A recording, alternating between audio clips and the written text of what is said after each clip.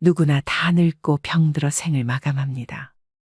그 변하지 않는 사실 앞에 숙연한 마음이 들기도 조금씩 노쇠해지는 부모님 모습을 보며 자신의 미래를 떠올려 보기도 하는데요. 최근 한국의 고령화 문제가 심각한 가운데 이와 동시에 노인성 질환으로 고통받고 있는 고령층 또 독거노인의 수 역시 증가하고 있습니다. 이 중에는 혼자 사시는 제 친정엄마도 계십니다. 지난 12월 건강하셨던 어머니가 갑자기 혼자 앉지도 서지도 못하셨을 때의 일입니다. 한 달 가까운 입원 생활이 이어지며 돌봄에 관해 생각하게 되었는데요. 일과 살림을 병행하며 혼자 계신 어머니를 보살피기가 쉽지 않았기 때문입니다. 정부의 어르신 돌봄 사업을 알아보기 시작했던 것도 그때부터였습니다. 혼자 사시는 부모님이 계시다면 누구라도 같은 입장이었을지 모르겠습니다. 어머니가 다치시기 전까지 돌봄은 나와 무관한 단어인 줄 알았습니다. 나이가 들면서 그게 아니란 걸 절실히 깨닫고 있는데요. 우리는 모두 유한한 존재이고 탄생에서 장래에 이르기까지 돌봄이 필요하다고 해도 과언이 아닙니다. 즉, 엄마의 자궁에서 돌봄을 받는 태아부터 병들어 죽어가는 노인까지 돌봄이 필요하지요. 지금도 주변의 많은 사람들에게는 나이든 부모의 돌봄 문제가 현실로 닥치고 있는데요. 그래서 오늘은 다산 정약용 선생의 가르침을 바탕으로 가족 돌봄의 현실과 가족 교양에 대해 말씀드리려고 합니다. 부모님의 돌봄에 대해 고민하고 계신 분들, 또 지금도 어딘가에서는 돌봄을 절절하게 느끼고 계실 많은 분들이 이 문제에 대해 함께 생각해보는 시간이 되었으면 합니다. 80대 노부부의 이야기를 담은 영화 아무르에도 노인 돌봄에 관한 문제가 등장합니다. 평온한 노년을 보내던 어느 날 아침, 부인 안느가 의식을 잃고 병원에 실려가지만 반신불수가 되어 돌아오는데요. 영화는 이 순간부터 늙고 병든 부인을 돌보는 늙은 남편 조르주의 애틋한 돌봄에 집중합니다. 조르주는 병원을 보내지 말아달라는 부인의 부탁을 거절하지 못합니다. 이후 침대에 누워있는 아내의 수족이 되어 간병을 이어갑니다. 하지만 시간이 지나 배변을 가리지 못하자 극진한 보살핌도 한계를 느끼기 시작하는데요. 한 번씩 부모님 댁을 방문한 딸은 늙고 병들어 꼼짝도 못하는 엄마와 병간호에 지쳐가는 아버지를 바라보며 눈물을 흘립니다. 이처럼 경제 여건이 좋지 않은 자녀가 부모의 노년을 돌보지 못하는 것은 프랑스도 다르지 않았습니다. 내 몸이 상하는 건 괜찮아요. 아픈 사람이 불쌍하잖아요. 내 핏줄인데 힘들어도 끝까지 돌봐야죠. 이처럼 질병과 싸우는 고령 환자를 가족이 직접 돌보는 사례가 줄지 않고 있습니다. 환자 가족의 부담을 덜기 위해 국가는 장기요양 서비스 등 대책을 마련했지만 여전히 가족 구성원의 돌봄 의존도가 더 높은 것으로 나타났는데요. 한국보건사회연구원이 조사한 자료에 따르면 노인장기요양보험 제도를 도입한 2008년부터 2020년까지 가족 구성원이 직접 환자를 돌보는 비율이 80%대를 유지하고 있습니다. 2008년 87.8%, 2014년 91.9%, 2020년 87.4%의 환자가 가족 구성원에게 돌봄을 받고 있습니다. 이처럼 여전히 우리나라의 효도 사상은 모든 덕목 가운데 가장 중요하고 기본적인 덕목으로 생각되어지는 것 같습니다. 이는 효도는 가장 큰 덕이라는 다산 정약용의 가르침에서도 강조되고 있습니다. 정약용 선생은 유배지에서 아들에게 몰락한 집안에서 살아가기 위해서 배워야 할 것과 사람들과 살아갈 때 반드시 지켜야 할 것들을 편지로 보냈습니다. 친구를 사귈 때 반드시 멀리해야 할 세 종류의 사람 중 불효자를 사귀지 말아야 한다고 하는데요. 이 늙은 아비가 세상살이를 오래 경험하였고 또 어렵고 험난한 일을 고루 겪어보아서 사람들의 심리를 두루 알게 되었는데 무릇 천륜의 야박한 사람은 가까이에서는 안 되고 믿을 수도 없다. 대개 온 세상에서 깊은 은혜와 두터운 의리는 부모 형제보다 더한 것이 없는데 부모 형제를 그처럼 가볍게 버리는 사람이 벗들에게 어떠하리. 부모님께 효를 실천하지 않는 사람과는 가까이 하지도 말라는 당부를 할 정도로 개인이 존재하는 의미는 가족, 즉 부모 자녀의 관계로부터 시작된다는 근본을 지켜가는 데에 있다고 보았는데요. 그 근본을 잃는 것은 삶의 의미를 잃는 것이라 여겼습니다. 부모에게는 효도를, 부부간에는 화순을, 형제간에는 우애를 지키도록 했으며 자식된 자는 끊임없이 군자의 삶을 살도록 노력할 것을 강조했습니다. 부모님은 한 사람의 삶에서 중요한 인물이고 종종 그들의 양육에 책임이 있다. 감사와 존경의 표시로 부모님을 섬기고 돌보는 것은 중요하다. 이처럼 다산 정약용은 가족은 나를 키워주고 내게 뜻을 전해주는 나의 뿌리이며 이는 가족이 서로에게 어떻게 중요한 존재인지를 강조하고 있습니다. 최근 연구에 의하면 청소년이나 부모가 가장 행복할 때는 모두 가정이 화목할 때인 것으로 나타났습니다. 또 정약용 선생은 가족 간의 신뢰, 이해, 인정과 존중을 행복한 가족이 되기 위한 질적 조건으로 보고 있습니다. 이처럼 늙고 아픈 부모와 배우자를 남의 손에 맡기지 못하는 가족들이 가족 돌봄을 선택하고 있는 것은 정약용 선생의 가르침의 이치와 깊은 연관성이 있는 부분인 것 같은데요. 한국의 전통적인 돌봄 문화 특성에 따라 가족 돌봄은 앞으로도 지속될 가능성이 있습니다. 하지만 가족 돌봄 비율이 높은 만큼 그에 따른 문제도 심각한 것이 현실입니다. 경제활동 참여율이 높아지면서 노인 돌봄이 가족 구성원들에게 큰 스트레스 요인으로 자리 잡고 있습니다. 최근 노인이 노인을 간병한다는 의미의 노노간병이 많아지면서 이와 관련한 가슴 아픈 뉴스 또한 종종 접하게 됩니다. 2019년 부산에서 일어난 사건입니다. 무척 사이가 좋았던 79세 동갑내기 부부였는데 할아버지가 정년 퇴직할 무렵 할머니가 심장 판막증을 앓게 되고 판막 이식 수술 후 할머니의 건강은 급속하게 나빠졌습니다. 그러던 중 아내는 담도암 판정을 받았고 할머니의 고통은 점점 더 깊어갔습니다.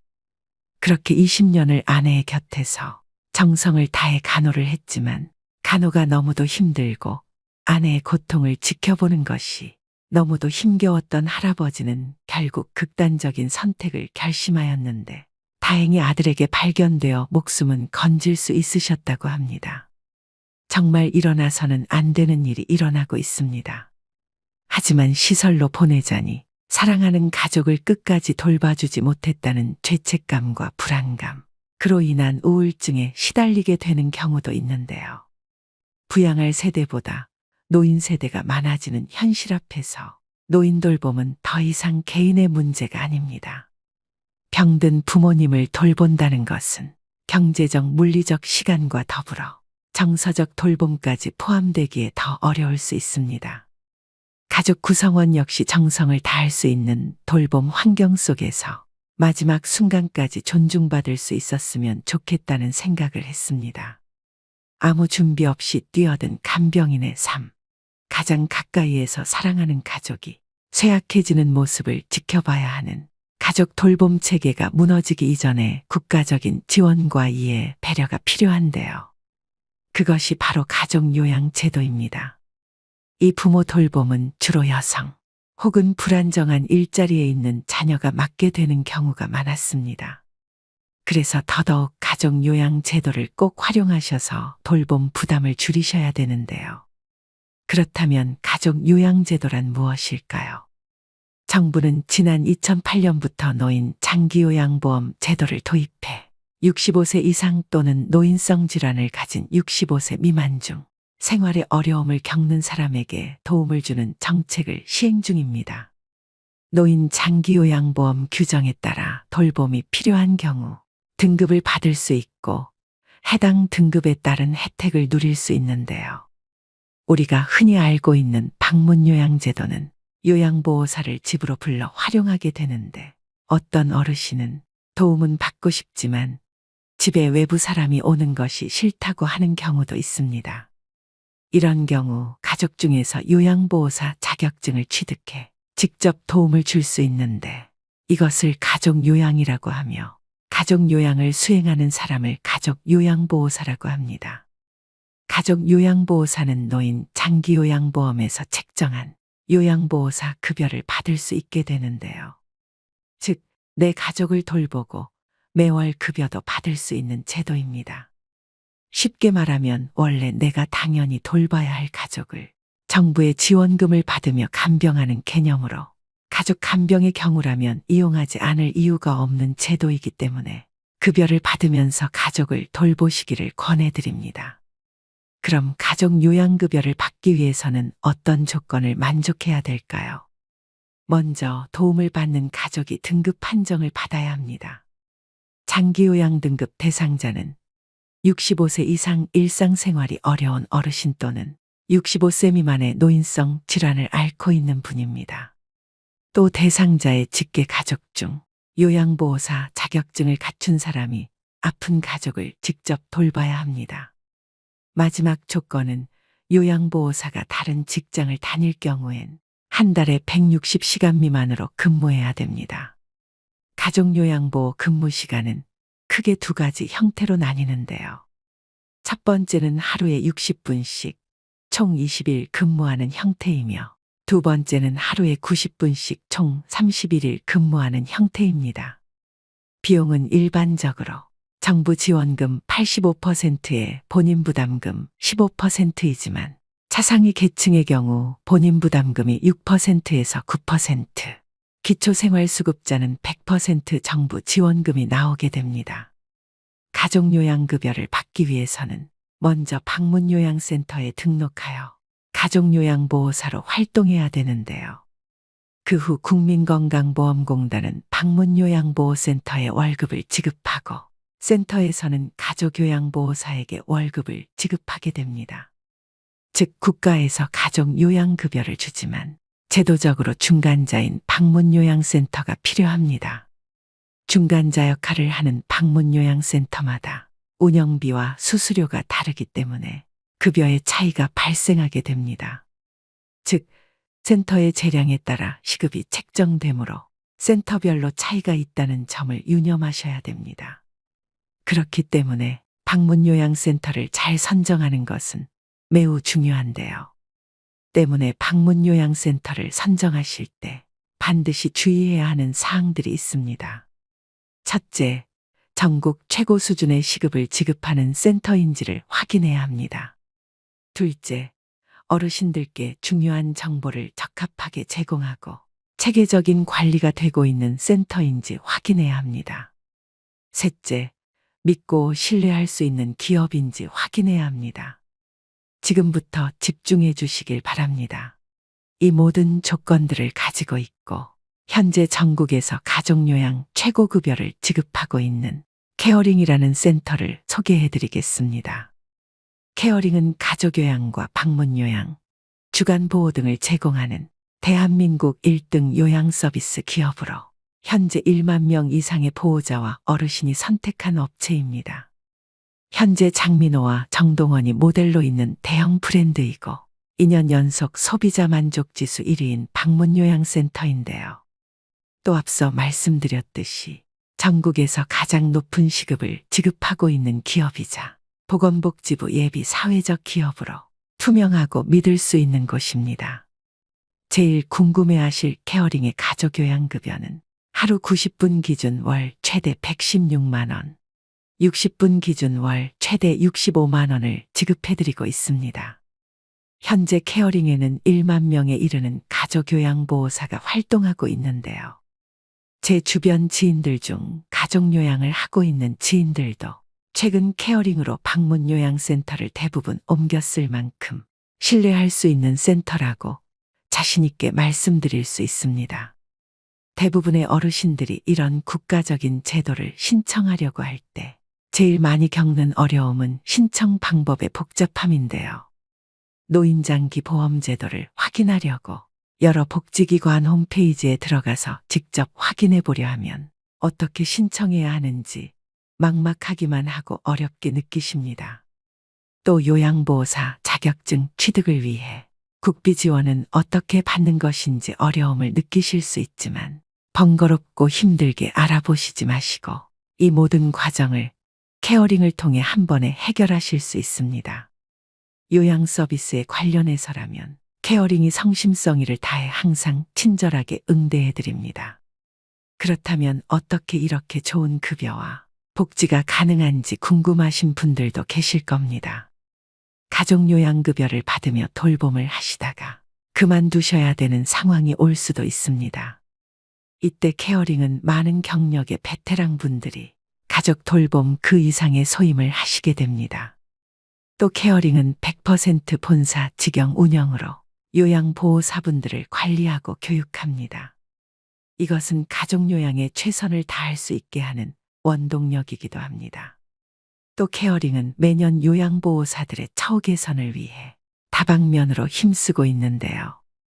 이는 가족요양보호사분들을 포함한 요양보호사들의 돌봄의 질로 이어지기 때문입니다.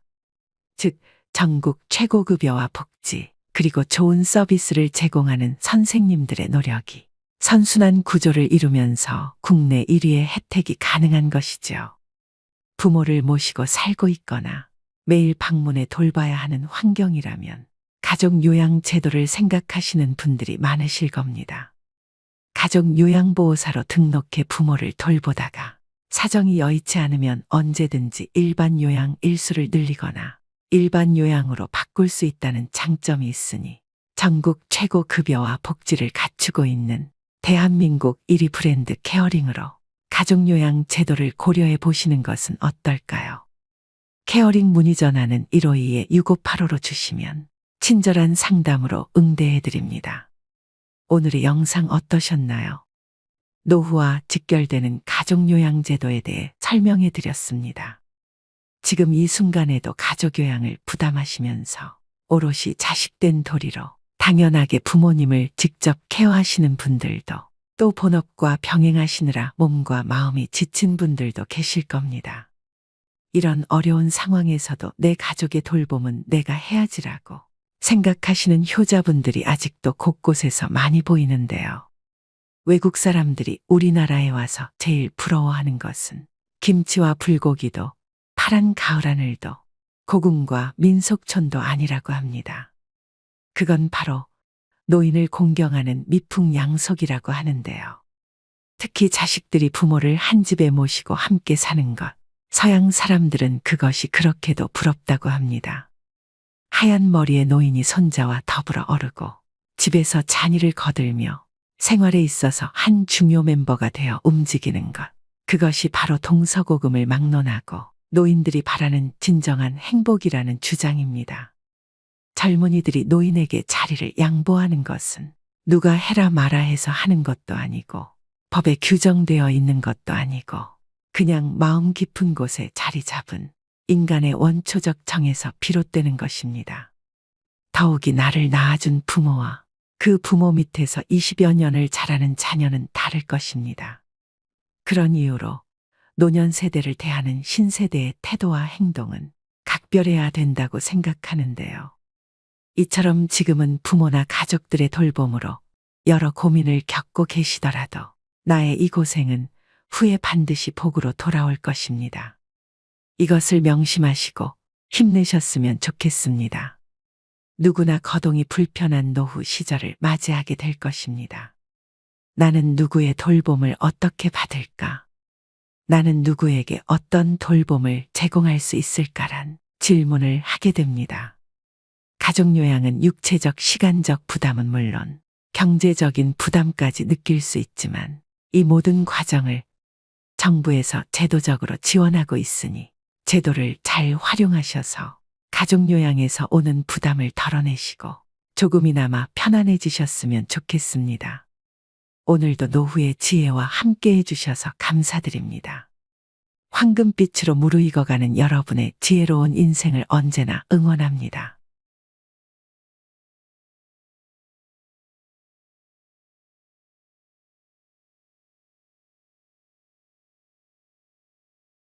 시간이 지날수록 계속 만나야 하나를 고민하게 되는 사람이 있습니다. 친구니까 거리만 좀 두면 되지 않을까요? 물론 그런 사람도 있지만 아예 빨리 결단을 내려야 할 사람도 있습니다. 인간은 혼자서는 살아갈 수 없는 존재이지만 나에게 악영향을 미치는 사람과 억지로 관계를 이어나갈 필요는 없습니다. 모든 인연을 감수하려 하면 인생이 남루하고 괴롭습니다. 오랜 친구니까 무조건 참거나 받아들여라. 만난 시간이 중요한 게 아닙니다. 감당하기 어려운 인연은 적절히 손절하는 것이 좋습니다. 나중에 후회해봐야 뒤늦게 발견된 암세포와도 같습니다. 빠르게 잘라내야만 내가 살 수 있습니다. 우리는 인연을 맺음으로써 도움을 받기도 하지만 그에 못지않게 피해도 많이 당하는데 대부분의 피해는 진실 없는 사람에게 진실을 쏟아부은 대가로 받는 벌입니다. 어떤 인연을 만나고 맺느냐에 따라서 내 행복과 불행이 결정됩니다. 여러분 가까이 있는 사람들이 여러분 인생을 만듭니다. 인생을 살아보니 인연은 아름답기도 하고 감사하기도 하고 불편하기도 고통스럽기도 합니다. 나이 들수록 아름답고 감사한 인연들만 안고 가셔야 됩니다. 운명은 타고나는 것이지만 팔자는 만들어가는 것입니다. 맞지 않는 인연의 끈을 놓지 못하고 끝까지 잡고 계시면 자기 팔자 자기가 꼬는 겁니다. 때문에 여러분의 방에 절대 아무나 들여서는 안 됩니다. 오늘 말씀드릴 유형의 사람은 오랜 친구라도 반드시 인연을 끊어야 되는 사람입니다. 그냥 평생 가까이 두지 않는 것이 낫다고까지 말씀드릴 수 있습니다. 영상을 끝까지 시청하셔서 더 이상 인간관계 때문에 나의 귀한 시간과 감정 낭비하지 않으셨으면 합니다. 첫 번째는 얻어먹기만 하는 사람입니다. 살다 보면 남에게 베풀 줄은 전혀 모르고 얻어먹기만 하는 사람들이 있습니다. 이런 사람들은 처음 한두 번은 내가 베풀 수 있어도 계속되면 온갖 정이 떨어지고 결국엔 질려버리고 맙니다. 상대가 좋은 차 탄다고 돈 제일 많이 번다고 이유를 대며 계속 얻어먹습니다. 다른 사람이 잘 된 것이 자기 덕분인 양 주인 행세하는 그 거지근성은 어디에서 나온 것인지 참 궁금합니다. 권리도 아닌데 권리인 양 착각하는 사람들은 인격이 미성숙한 사람입니다. 받는 게 당연한 줄로만 알고 나중에 안 주면 오히려 역정을 냅니다. 호의가 계속되면 호구가 된다는 말이 딱 이런 사람들 상대로 맞는 말입니다. 그들을 자세히 살펴보면 평소 자기가 하고 싶은 것들은 모두 누리고 유독 사람을 만날 때만 돈이 없다고 말합니다. 친구의 양보만 원하니 어처구니가 없습니다. 이처럼 당연하게 얻어먹는 사람은 다른 사람이 이룬 성공은 함부로 폄하하면서 자기가 가진 것은 굉장히 귀하게 여기는 이기적인 사람입니다. 이런 친구 중 적지 않은 수는 내가 어려울 때 나 몰라라 할 가능성이 높습니다. 내 어려움을 안타까워하기보다 얻어먹을 대상 하나가 줄었다는 식입니다. 다만 내가 사면 상대도 반드시 사야 한다는 것이 아닙니다. 얻어먹기만 하려는 친구와 형편에 맞게 사려는 친구는 눈에 보입니다. 형편이 안 되는 친구는 돈 걱정 말고 몸만 오라고도 합니다. 그 마음이 와닿기 때문입니다. 얻어먹기만 하는 친구는 작은 이익에 집착하는 옹졸함과 이기적인 면이 관계를 해칩니다. 친구를 이용만 한다는 생각에 만남이 짜증스럽습니다. 이런 친구에게 쓰는 돈은 헛돈 쓰는 것과 같습니다. 차라리 어려운 사람에게 기부하는 것이 100번 낫습니다. 얻어먹기만 하고 베풀 줄 모르는 사람은 평생 가도 그 버릇을 못 고칩니다. 이런 사람을 가까이 하면 내 주머니만 가벼워지고 내게는 득될 것이 하나도 없음을 명심하셔야 됩니다. 두 번째는 부정적인 사람입니다. 만날 때마다 우울한 얘기, 힘든 얘기, 불평불만을 쏟아내는 사람입니다. 매번 들어주다 지쳐 해결 방안을 찾아주면 온갖 핑계를 대며 안 돼, 못해를 시전합니다. 새로운 가능성과 희망에 대해 얘기하는 상황에서도 이건 이래서 못한다. 그건 저래서 안 된다. 안 되는 이유들만 늘어놓습니다. 어떻게든 부정적인 흠만 후벼 파는 사람입니다. 즉, 나를 소모해서 자신을 충전시키는 에너지 뱀파이어 유형입니다. 곁에 두게 되면 제일 위험한 인물이라고도 할 수 있는데요. 부정적인 에너지는 반드시 서로 전염됩니다. 이 과정은 나도 모르게 일어나기 때문에 더더욱 알아차리기 힘듭니다. 이런 사람이 옆에 있으면 될 일도 안 됩니다. 부정적인 사람과 시간을 많이 보내게 되면 현상에 대한 객관화가 잘 안 돼서 바른 방향으로 가기가 어렵습니다. 즉, 호랑이 입에 여러분의 머리를 넣어선 안 된다는 말입니다. 이런 사람들은 주위의 에너지를 뺏고 건설적인 생각을 차단시키는 아주 위험한 존재인데요. 나의 꿈도 내 목표도 모두 차단시킬 사람입니다. 특히 내가 힘들거나 불안정한 상황일 때는 더더욱 영향을 받고 흔들리기 쉽기 때문에 1순위로 멀리해야 될 사람입니다. 말이 씨가 된다는 말 다들 들어보셨을 겁니다. 말에는 생각이 담겨져 있고 생각은 그 무엇보다 크고 강력한 존재이기에 우리는 늘 조심하고 또 조심해야 합니다. 처음엔 무심코 들었던 그 부정적 씨앗이 나중에는 자신을 집어삼킬 수도 있음을 명심하셔야 됩니다. 사람을 곁에 두는 것은 정말 신중히 해야 하는 일인데 부정적인 사람을 곁에 둔다는 것은 내가 하는 모든 일이 잘 안 풀리고 나쁜 상황만을 맞이하고 싶다는 이야기와도 같습니다. 오히려 만나는 모든 사람을 존중하고 배우려는 긍정적인 태도를 가지고 있는 사람과 가까이 해야 됩니다. 단언컨대 부정적인 사람은 여러분의 인생에 단 1%도 도움이 안 됩니다. 과감히 손절하셔야 됩니다. 세 번째는 뒷담화하는 사람입니다. 우리가 인생을 살아가면서 아예 뒷담화를 안 할 수는 없다고 생각합니다. 자신의 속상했던 일이나 감정을 신뢰할 만한 사람에게 털어놓는 것은 감정 정화의 효과가 크다고 생각하는데요. 하지만 지금 말씀드리는 손절해야 될 사람은 틈만 나면 뒷담화를 일삼는 사람입니다. 뒷담화를 주기적으로 하는 사람들은 상대방을 깎아내림으로 자신이 일시적으로 우월해 보이는 느낌을 즐깁니다. 자신의 열등감을 뒷담화로 해소하려는 것이죠. 또 듣는 사람이 공감하지 않을 경우에는 넌 내 편이 아니구나라고 생각하며 그 사람에 대한 험담을 또 다른 누군가에게 하는 패턴을 가지게 됩니다. 나는 아니겠지라고 안일하게 생각하다가 뒤통수를 맞게 됩니다.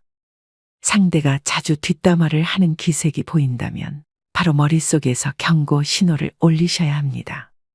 특히 이런 사람들의 가장 큰 문제점은 어디서 전해들은 이야기를 부풀려서 사실인 양 여기저기 퍼나르고 남의 치부나 약점까지도 전혀 경각심 없이 나불거릴 수 있다는 점입니다. 어렵게 꺼낸 내 비밀 이야기도 다른 사람들에게 고스란히 전달될 수 있다는 점을 명심하셔야 됩니다. 뒷담화 잘하는 친구가 있는 모임에 가보면 자신들의 이야기는 없고 남의 이야기로 시작해 남의 이야기로 끝이 납니다. 만남을 마치고 돌아가는 길에는 허무함만 들고 때로는 부정적인 감정에 사로잡히기도 하죠. 이처럼 지나치게 남의 이야기를 입에 올리고 상대방의 단점만을 콕콕 집어내 험담을 일삼는 사람은 내 정신 건강에 해롭습니다. 이런 사람은 타인을 볼 때 애초에 좋은 점보다는 나쁜 점부터 먼저 보는 사람이기 때문에 가까이 둬서 좋을 것이 하등 없다는 이야기입니다. 손절은 빠를수록 좋고 다들 아시겠지만 사람은 절대 바뀌지 않습니다. 관계를 개선하려는 노력 자체가 에너지 낭비입니다. 뒷담화를 일삼는 사람을 손절하는 것은 사람을 잃는 것이 아니라 내면의 평화를 챙기는 일임을 명심하셔야 됩니다. 네 번째는 가스라이팅을 일삼는 사람입니다. 뱀같이 교활하고 가스라이팅하는 사람을 잘못 만나면 인생 완전히 종치고 파탄납니다. 다른 유형의 사람들은 사람 자체가 악한 것은 아닐 수 있는데 이 유형의 사람들은 애초부터 타인을 조종하려는 악한 의도를 품고 있는 자들인데요. 가스라이터는 우리 일상생활에서 흔히 볼 수 있습니다. 너를 제일 잘 아는 사람은 나야. 다 널 생각해서 그러는 거야. 너 요즘 예민하다. 가스라이터들의 전형적인 화법입니다. 수많은 거짓말과 과장으로 자신에게 의지하게 만들고 다른 사람과의 관계를 끊게 합니다. 자기의 손바닥 위에 놓고 조종할 수 있는 만만한 사람을 호시탐탐 노립니다. 힘든 상황에 처한 사람들이 이들의 먹잇감이 되기 쉽습니다. 이들은 뱀처럼 교활한 속내를 지니고 있어서 본인의 이득을 위해서라면 타인이 어떻게 되든 전혀 상관하지 않고 자기 욕심과 이웃만을 채우기 위해 교묘하게 접근하는데요. 이런 악질인 가스라이터에게 휘둘리게 되면 결국 자기 자신을 믿지 못하게 되고 무능력하게 변하거나 의지가 사라집니다. 이럴수록 가스라이팅 하는 사람에게 더욱 의지하게 되는 것이 문제입니다.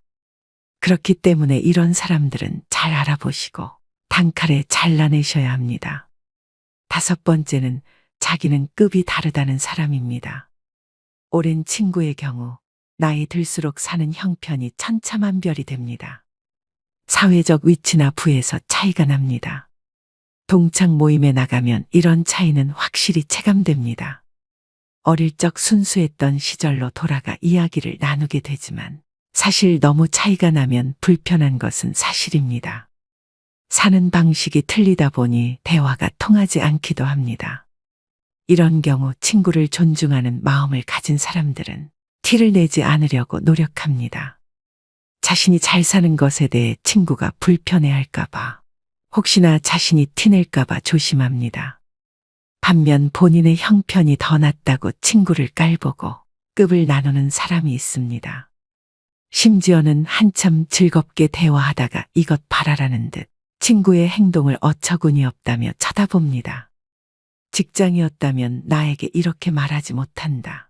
직장에서의 직급을 친구 사이에서도 적용하나 봅니다. 친구를 마치 부하로 생각하는 듯한 언행을 하는 경우가 있습니다. 더 심한 건 그동안 몰랐지만 급을 나누고 있었다는 사실을 안 경우입니다.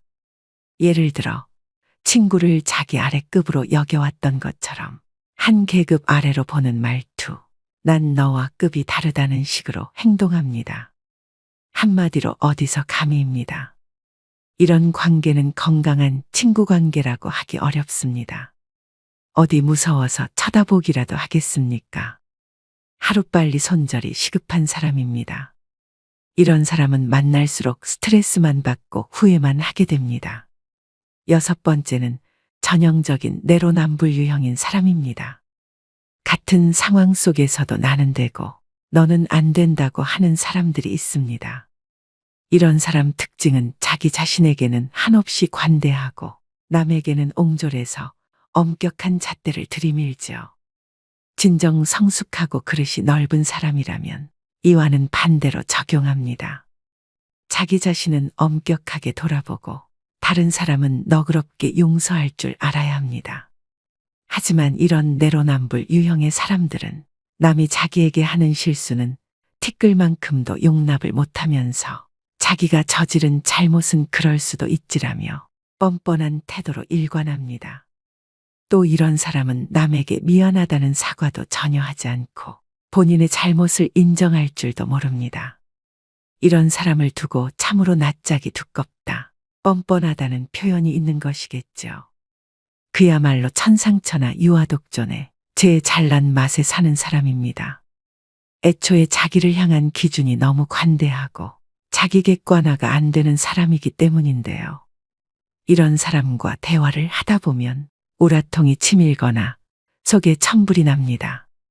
이 사람과 똑같은 사람이 되기 싫어 꾹꾹 참으며 배려심 있게 행동하지만 결국 같은 상황이 되풀이되는 악순환입니다. 이런 사람과 엮이면 매우 피곤하고 아무리 말을 하고 설득을 해도 씨알도 먹히지 않기 때문에 그냥 차라리 조용히 손절을 하고 멀어지는 것이 내 심신안정에 이로운 길입니다. 마지막 7번째는 시간이 아깝게 느껴지는 사람입니다. 의미 있는 만남인지 아는 방법은 무엇일까요? 누군가와 헤어져 집으로 갈 때 발걸음이 가볍고 기분이 좋다면 의미 있는 만남이라고 말합니다. 반대로 울적하고 함께 보낸 시간이 아깝게 느껴진다면 잘못된 만남으로, 이런 만남은 인생을 소모하고 있다는 찝찝함을 남기기 때문에 되도록 피하는 게 좋다고 당부드립니다. 시간을 헛되이 낭비할 바에는 친구를 잃는 쪽을 택하셔야 됩니다. 흘러간 시간은 돌이킬 수 없지만 친구는 새로 사귈 수 있기 때문입니다. 생각보다 인생은 짧습니다. 나이 먹을수록 시간의 의미를 깨닫고 만남을 소중히 여기게 됩니다. 이때 만남은 양이 아니라 질입니다. 사람을 만났는데 느낌이 싸하거나 거북하다면 일단 만남을 중단하는 것이 좋습니다. 이런 사람은 앞으로 위험을 몰고 올지도 모릅니다. 만날수록 내 자존감이 떨어지고 기가 빠진다면 만나지 않는 것이 좋습니다. 느낌은 찜찜한데 억지로 만나고 나면 역시나 기분이 좋지 않은 경우가 많지요. 책 적정한 삶의 저자인 김경일 심리학과 교수가 한 강연에서 제안한 전화번호를 차단하는 방법도 효과적이라고 생각합니다. 찜찜한 사람에게 전화가 오면 조마조마할 때가 있습니다. 전화를 받으면 자기도 모르게 약속을 잡고 약속일이 다가올 때까지 스트레스를 받습니다. 아예 번호를 뜨지 않게 하면 이런 고통에서 벗어날 수 있습니다. 우연히 만나게라도 되면 전화기를 바꾸다가 연락처를 모두 날려버렸다고 하면 됩니다. 이때 절대 구구절절 설명하려 들지 마십시오. 내 마음도 부담스럽고 상대방에게도 들키게 됩니다. 가볍고 간단하게 말하면 됩니다. 죄 지은 사람처럼 행동하고 길게 설명하는 태도는 재발절인 행동입니다. 이런 사람과 애써 만남을 유지하면서 내 소중한 수명을 깎아먹지 마시기 바랍니다. 오늘의 영상 어떠셨나요? 말씀드린 손절해야 되는 사람 유형 7가지는 친구를 떠나서 모든 인간관계에서 통용됩니다. 어릴 때는 인간관계를 정리하고 손절을 하면 세상 큰일이 나는 줄 알았습니다. 그런데 나이가 들수록 내 곁에 나와 잘 맞고 대화가 잘 되는 사람이 있다는 게 감사하다는 생각이 듭니다. 안 맞는 사람들은 하루라도 빨리 끊어내는 것이 내 인생을 윤택하게 만드는 길임을 깨닫습니다. 상처를 받을 것인지 말 것인지, 또 상처를 키울 것인지 말 것인지도 내가 결정합니다. 그 사람의 행동은 어쩔 수 없지만 반응은 언제나 내 몫입니다. 진정한 인연이라면 최선을 다해서 좋은 인연을 맺도록 노력하고, 스쳐가는 인연이라 생각되면 무심코 지나쳐버려야 합니다. 그것을 구분하지 못하고 만나는 모든 사람들과 헤프게 인연을 맺어 놓으면 쓸만한 인연을 만나지 못하는 대신에 어설픈 인연만 만나게 되어 그들에 의해 삶이 침해되는 고통을 받아야 합니다. 사람의 타고난 성격은 좀처럼 변하지 않으므로 고쳐 쓰기보다는 인연을 바꾸어 쓰는 것이 옳습니다. 즉 덩굴손 나무는 가까이 두면 감고 올라가 해롭게 함으로 싹을 잘라버려야 함과 같죠. 물론 상대방이 한두 번 잘못했다고 가차없이 손절하라는 것은 아닙니다. 오랜 친구니까 그동안 이해하고 넘어갔던 부분이 많으실 겁니다. 많이 만나보고 심사숙고해서 내리는 결정입니다. 아닌 줄 알면서도 끝까지 붙들고 계시는 분들이 많습니다. 놓을 땐 놓을 줄도 알아야 됩니다. 모든 미련은 시절에 달린 것이며 언제 떠나느냐의 분기점이 다를 뿐입니다. 다스림에는 한계가 있으며 이를 분별하는 것이 통찰력이죠. 오늘의 영상이 인간관계에 있어 통찰력을 기르는 시간이 되셨길 바랍니다. 오늘도 노후의 지혜와 함께 해주셔서 감사드립니다. 황금빛으로 무르익어가는 여러분의 지혜로운 인생을 언제나 응원합니다.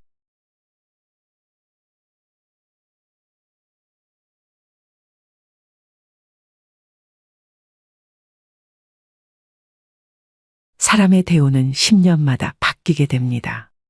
또 찾아오는 대운의 시기가 저마다 다른데요. 대운이 바뀌기 직전 1년에서 2년 사이 이 시점에는 하나같이 약속이나 한 것처럼 공통된 현상을 겪게 됩니다. 다음 대운의 징조 5가지 중 본인에게 해당되는 징조를 체크해 보시기 바랍니다. 첫째, 내 주변 환경들이 바뀝니다. 둘째, 인생 최대의 고통이 찾아옵니다. 셋째, 내 주변 인맥들이 바뀝니다. 넷째, 얼굴색이 환해집니다. 다섯째, 기존의 내 가치관이 바뀌기 시작합니다. 이처럼 대운은 예고 없이 찾아오지 않습니다. 몸과 마음, 환경의 변화를 통해 우리에게 사인을 주는데요. 물론 좋은 운이 왔는데도 그 운이 온 줄 모르고 놓치시는 분들이 의외로 많습니다. 그래서 오늘은 살면서 반드시 알아차려야 될 대운이 들어오는 징조 10가지에 대해 알려드리겠습니다. 오늘의 영상 끝까지 시청하셔서 대운을 놓치시는 일이 없길 바랍니다. 첫 번째는 내 주변 인맥들이 바뀌기 시작합니다. 지인이 됐든 아는 사람이 됐든 친구가 됐든 대운이 들어올 때는 만남이 싫어집니다. 즉 득이 안 생기는 쓸데없는 시간이라고 생각이 들어서 필요 이상의 시간 낭비를 안 하려고 합니다. 큰 의미 없는 담소를 나눴던 사람들과의 만남이 점점 줄어들기 시작하면서 그런 사람들이 정리가 됩니다. 반면 오랜 인연이 끊어지고 새로운 인연들이 생겨납니다. 내 운의 흐름이 바뀌면 자연스레 만나게 되는 사람들이 바뀝니다. 예전에 스쳐 지나갔던 인연이 우연히 다시 되풀이 될 수도 있고 새롭고 낯선 사람을 만날 수도 있습니다. 두 번째는 주변 환경이 바뀝니다. 나를 둘러싼 환경이 자의반 타의반으로 변화할 수밖에 없는 상황이 만들어지게 됩니다. 내가 원했든 원하지 않았든 상관이 없습니다. 이직이나 취직으로 인한 직업적 변화, 또 이사를 하는 등 주거 변동이 생깁니다. 자동적으로 살림살이를 자꾸 만지게 되면 물론 내내 잘 살다가 갑자기 집 인테리어를 새로 하거나 배치를 바꾸게 됩니다. 이렇게 기회 순환이 생겨나고 주변은 정리정돈이 되어서 일석이조의 좋은 효과를 볼 수 있습니다. 세 번째는 얼굴색이 바뀝니다. 안 좋은 일이 생기면 표시가 나듯이 좋은 일도 얼굴에 표시가 나기 마련인데요. 대운이 들어올 때는 얼굴색이 환하게 바뀌게 됩니다. 정작 나는 아무것도 하지 않았고 예쁘게 치장도 안 했음에도 불구하고 얼굴에 생기가 돕니다. 또 주변 지인들에게 인상이 폈다는 말을 자주 듣게 됩니다. 이는 고된 시련과 나쁜 인연이 사라져 근심 걱정이 없어졌기 때문에 평온한 마음이 그대로 얼굴로 드러나는 것입니다. 반대로 일이 안 풀리고 힘들게 되면 얼굴이 새카매집니다. 그럴 때는 아직 기운이 좋은 상태가 아니라고 생각하시면 됩니다. 네 번째는 새로운 것을 시도하게 됩니다. 늘 생각만 하고 그냥 그렇지 하고 지나치던 것들이 새롭게 보이기 시작합니다. 자연스럽게 관심이 생겨 시도를 해보게 되는 것까지 행동으로 옮겨지고 있다면 그 또한 대운이 들어오고 있음을 짐작할 수 있습니다. 갑자기 방 구조를 바꿔본다거나 낡은 옷을 버리고 새 옷을 구입한다든지 등의 행동을 하게 됩니다. 나에게 익숙해진 것들을 버리고 정리한다는 것은 여간 쉬운 일이 아닙니다. 새로운 시작을 두려워하지 않는다는 것 자체가 좋은 대운의 기운이 느껴지는 대목입니다. 다섯 번째는 성격이나 말투가 바뀝니다. 작은 일에도 화를 버럭 내고 예민하고 까칠했던 사람이라도 대운이 들어올 때쯤엔 성격이 굉장히 너그러워지고 온화하게 바뀝니다. 말투 자체에도 여유로움과 따뜻함이 넘치게 되는데요. 이유 없이 마음이 편해지기 때문입니다. 좋은 운이 들어오기 시작하면 근심 걱정이 사라지고 마음에 여유가 생겨 느긋해집니다. 여섯 번째는 인생 최대의 고통이 찾아옵니다. 부모님이나 가족의 사망, 이혼, 사기, 폐업 등 인생 전반의 기틀을 흔들 만한 고통스러운 일이 생깁니다. 희망이 없고 앞으로 어떻게 살지 하는 막막한 느낌, 포기하고 싶은 그런 상황이 옵니다. 앞이 안 보이고 상황이 최악일 때 운의 전환점이 시작되는데요. 가장 추운 겨울을 이겨내야 따뜻한 봄을 맞이할 수 있는 이치와 같습니다. 나쁜 일이 지나가면 반드시 좋은 일이 찾아오는 법이죠.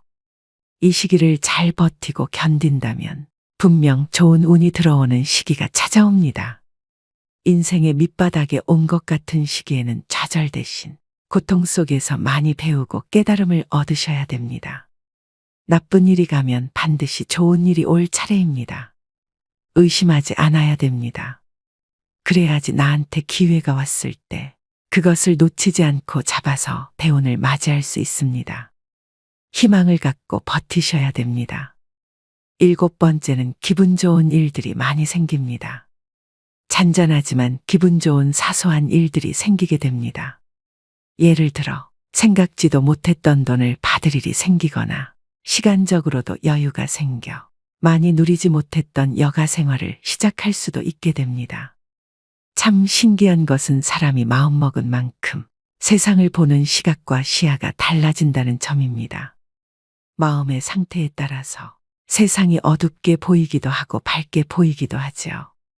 밝게 보이면 보일수록 모든 일을 대할 때 더 긍정적인 마음과 자세로 대할 수 있고 그 결과는 보지 않아도 좋은 결과로 이어지게 됩니다.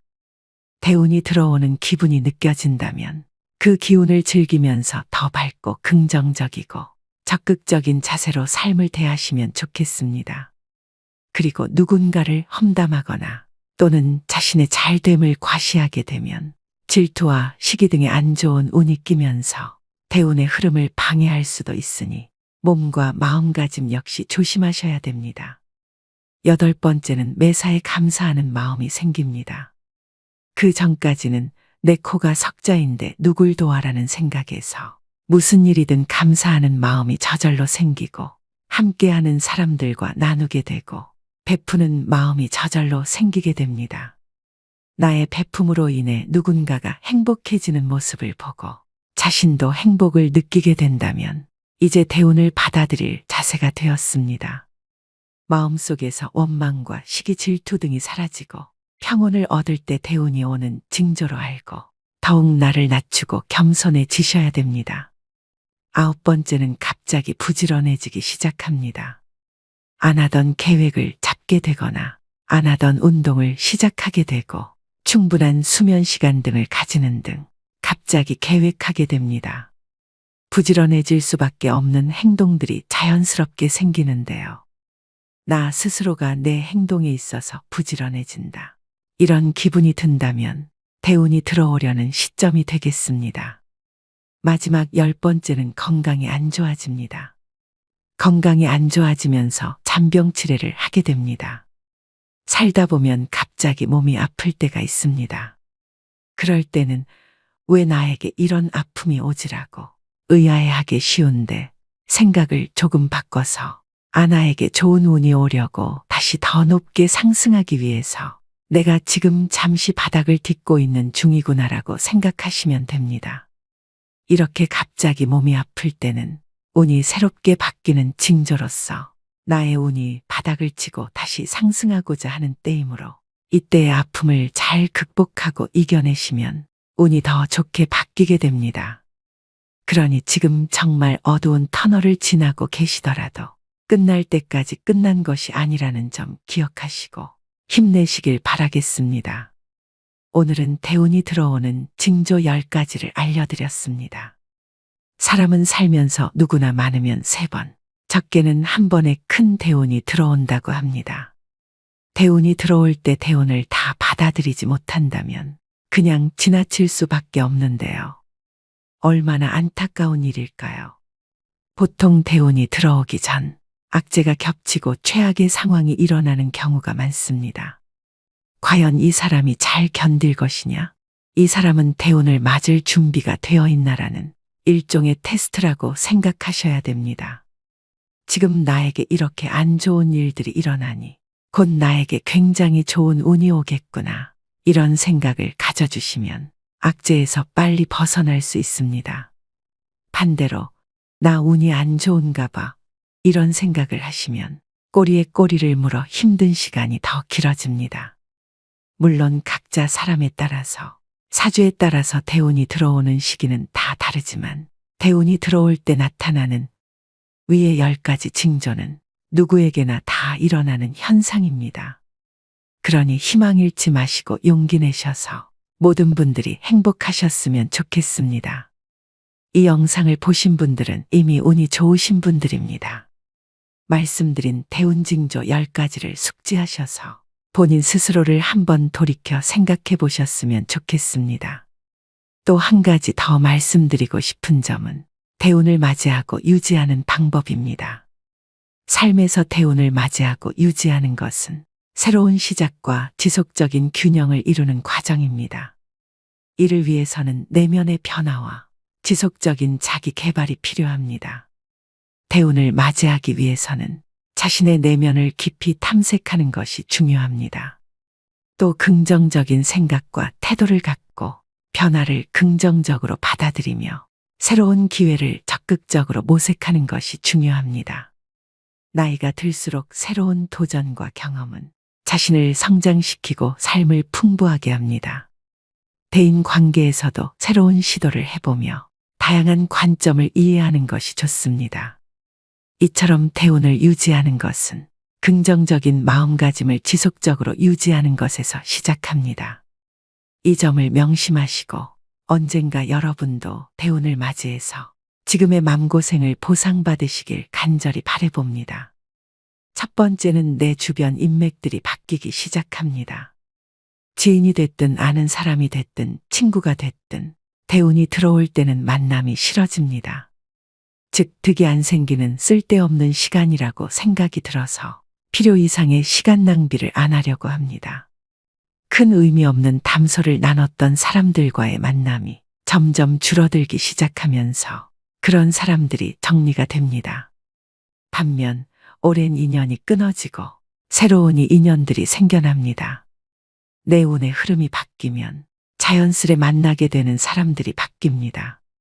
예전에 스쳐 지나갔던 인연이 우연히 다시 되풀이 될 수도 있고 새롭고 낯선 사람을 만날 수도 있습니다. 두 번째는 주변 환경이 바뀝니다. 나를 둘러싼 환경이 자의반 타의반으로 변화할 수밖에 없는 상황이 만들어지게 됩니다. 내가 원했든 원하지 않았든 상관이 없습니다. 이직이나 취직으로 인한 직업적 변화, 또 이사를 하는 등 주거 변동이 생깁니다. 자동적으로 살림살이를 자꾸 만지게 되면 물론 내내 잘 살다가 갑자기 집 인테리어를 새로 하거나 배치를 바꾸게 됩니다. 이렇게 기회 순환이 생겨나고 주변은 정리정돈이 되어서 일석이조의 좋은 효과를 볼 수 있습니다. 세 번째는 얼굴색이 바뀝니다. 안 좋은 일이 생기면 표시가 나듯이 좋은 일도 얼굴에 표시가 나기 마련인데요. 대운이 들어올 때는 얼굴색이 환하게 바뀌게 됩니다. 정작 나는 아무것도 하지 않았고 예쁘게 치장도 안 했음에도 불구하고 얼굴에 생기가 돕니다. 또 주변 지인들에게 인상이 폈다는 말을 자주 듣게 됩니다. 이는 고된 시련과 나쁜 인연이 사라져 근심 걱정이 없어졌기 때문에 평온한 마음이 그대로 얼굴로 드러나는 것입니다. 반대로 일이 안 풀리고 힘들게 되면 얼굴이 새카매집니다. 그럴 때는 아직 기운이 좋은 상태가 아니라고 생각하시면 됩니다. 네 번째는 새로운 것을 시도하게 됩니다. 늘 생각만 하고 그냥 그렇지 하고 지나치던 것들이 새롭게 보이기 시작합니다. 자연스럽게 관심이 생겨 시도를 해보게 되는 것까지 행동으로 옮겨지고 있다면 그 또한 대운이 들어오고 있음을 짐작할 수 있습니다. 갑자기 방 구조를 바꿔본다거나 낡은 옷을 버리고 새 옷을 구입한다든지 등의 행동을 하게 됩니다. 나에게 익숙해진 것들을 버리고 정리한다는 것은 여간 쉬운 일이 아닙니다. 새로운 시작을 두려워하지 않는다는 것 자체가 좋은 대운의 기운이 느껴지는 대목입니다. 다섯 번째는 성격이나 말투가 바뀝니다. 작은 일에도 화를 버럭 내고 예민하고 까칠했던 사람이라도 대운이 들어올 때쯤엔 성격이 굉장히 너그러워지고 온화하게 바뀝니다. 말투 자체에도 여유로움과 따뜻함이 넘치게 되는데요. 이유 없이 마음이 편해지기 때문입니다. 좋은 운이 들어오기 시작하면 근심 걱정이 사라지고 마음에 여유가 생겨 느긋해집니다. 6번째는 인생 최대의 고통이 찾아옵니다. 부모님이나 가족의 사망, 이혼, 사기, 폐업 등 인생 전반의 기틀을 흔들 만한 고통스러운 일이 생깁니다. 희망이 없고 앞으로 어떻게 살지 하는 막막한 느낌, 포기하고 싶은 그런 상황이 옵니다. 앞이 안 보이고 상황이 최악일 때 운의 전환점이 시작되는데요. 가장 추운 겨울을 이겨내야 따뜻한 봄을 맞이할 수 있는 이치와 같습니다. 나쁜 일이 지나가면 반드시 좋은 일이 찾아오는 법이죠. 이 시기를 잘 버티고 견딘다면 분명 좋은 운이 들어오는 시기가 찾아옵니다. 인생의 밑바닥에 온 것 같은 시기에는 좌절 대신 고통 속에서 많이 배우고 깨달음을 얻으셔야 됩니다. 나쁜 일이 가면 반드시 좋은 일이 올 차례입니다. 의심하지 않아야 됩니다. 그래야지 나한테 기회가 왔을 때 그것을 놓치지 않고 잡아서 대운을 맞이할 수 있습니다. 희망을 갖고 버티셔야 됩니다. 7번째는 기분 좋은 일들이 많이 생깁니다. 잔잔하지만 기분 좋은 사소한 일들이 생기게 됩니다. 예를 들어 생각지도 못했던 돈을 받을 일이 생기거나 시간적으로도 여유가 생겨 많이 누리지 못했던 여가 생활을 시작할 수도 있게 됩니다. 참 신기한 것은 사람이 마음먹은 만큼 세상을 보는 시각과 시야가 달라진다는 점입니다. 마음의 상태에 따라서 세상이 어둡게 보이기도 하고 밝게 보이기도 하죠. 밝게 보이면 보일수록 모든 일을 대할 때 더 긍정적인 마음과 자세로 대할 수 있고 그 결과는 보지 않아도 좋은 결과로 이어지게 됩니다. 대운이 들어오는 기분이 느껴진다면 그 기운을 즐기면서 더 밝고 긍정적이고 적극적인 자세로 삶을 대하시면 좋겠습니다. 그리고 누군가를 험담하거나 또는 자신의 잘됨을 과시하게 되면 질투와 시기 등의 안 좋은 운이 끼면서 대운의 흐름을 방해할 수도 있으니 몸과 마음가짐 역시 조심하셔야 됩니다. 8번째는 매사에 감사하는 마음이 생깁니다. 그 전까지는 내 코가 석자인데 누굴 도와라는 생각에서 무슨 일이든 감사하는 마음이 저절로 생기고 함께하는 사람들과 나누게 되고 베푸는 마음이 저절로 생기게 됩니다. 나의 베품으로 인해 누군가가 행복해지는 모습을 보고 자신도 행복을 느끼게 된다면 이제 대운을 받아들일 자세가 되었습니다. 마음속에서 원망과 시기 질투 등이 사라지고 평온을 얻을 때 대운이 오는 징조로 알고 더욱 나를 낮추고 겸손해지셔야 됩니다. 9번째는 갑자기 부지런해지기 시작합니다. 안 하던 계획을 잡게 되거나 안 하던 운동을 시작하게 되고 충분한 수면 시간 등을 가지는 등 갑자기 계획하게 됩니다. 부지런해질 수밖에 없는 행동들이 자연스럽게 생기는데요. 나 스스로가 내 행동에 있어서 부지런해진다. 이런 기분이 든다면 대운이 들어오려는 시점이 되겠습니다. 마지막 10번째는 건강이 안 좋아집니다. 건강이 안 좋아지면서 잔병 치레를 하게 됩니다. 살다 보면 갑자기 몸이 아플 때가 있습니다. 그럴 때는 왜 나에게 이런 아픔이 오지라고 의아해하기 쉬운데 생각을 조금 바꿔서 아나에게 좋은 운이 오려고 다시 더 높게 상승하기 위해서 내가 지금 잠시 바닥을 딛고 있는 중이구나라고 생각하시면 됩니다. 이렇게 갑자기 몸이 아플 때는 운이 새롭게 바뀌는 징조로서 나의 운이 바닥을 치고 다시 상승하고자 하는 때이므로 이때의 아픔을 잘 극복하고 이겨내시면 운이 더 좋게 바뀌게 됩니다. 그러니 지금 정말 어두운 터널을 지나고 계시더라도 끝날 때까지 끝난 것이 아니라는 점 기억하시고 힘내시길 바라겠습니다.